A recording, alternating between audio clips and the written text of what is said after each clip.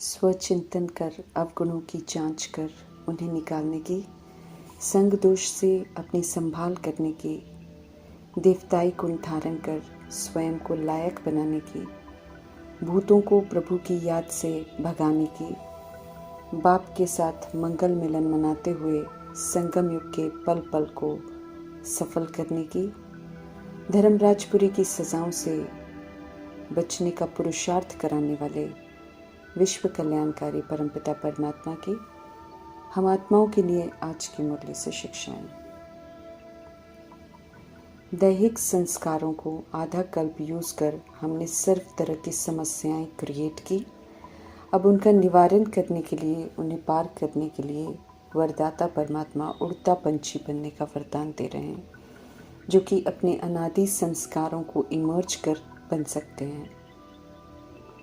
अनादि रूप हमारा आत्मिक रूप है, देह के भान से अलग निर्बंधन उड़ने वाला रूप है।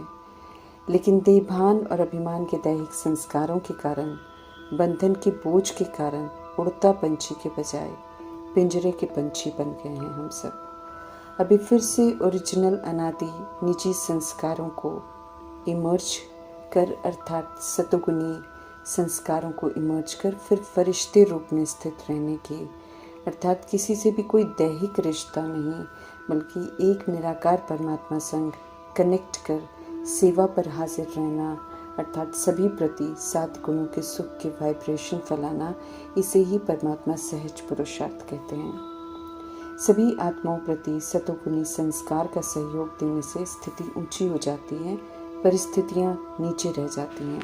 ऊपर की स्थिति परमात्मा के संग से शक्तिशाली हो जाती है, जिससे परिस्थितियों को प्रभाव मुक्त रहकर सहज ही पार कर लेते हैं।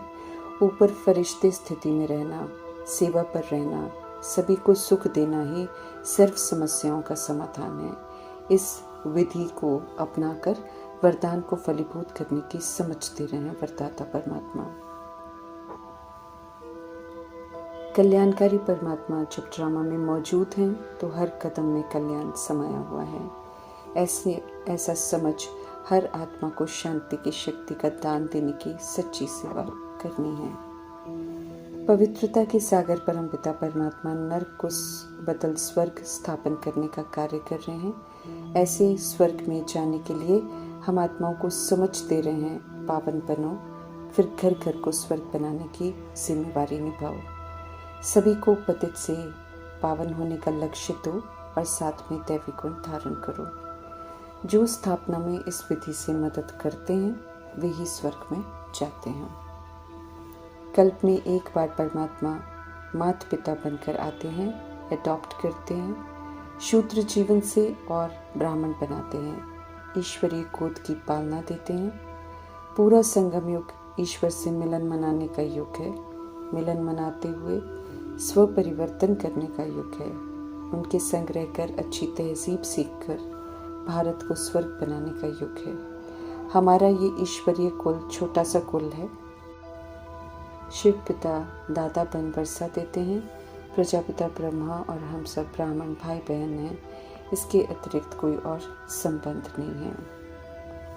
जितना सार में रहते हैं उतना शक्तिशाली बनते हैं, और जितना हम विस्तार में जाते हैं उतना शक्तिहीन बनते चले जाते हैं। तो विस्तार को सार करने का समय है, इसलिए ये ईश्वरीय कुल बहुत छोटा सा कुल है।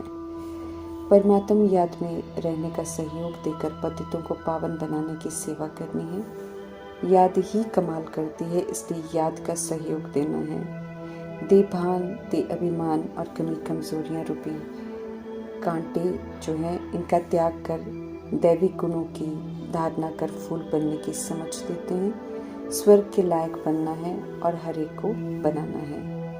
बेहद के पिता परमात्मा बेहद की मुक्ति अर्थात 2500 वर्ष की मुक्ति अर्थात परम धाम का वर्षा देते हैं, और 2500 वर्ष का बेहद की जीवन मुक्ति का अर्थात स्वर्ग का वर्षा देते हैं।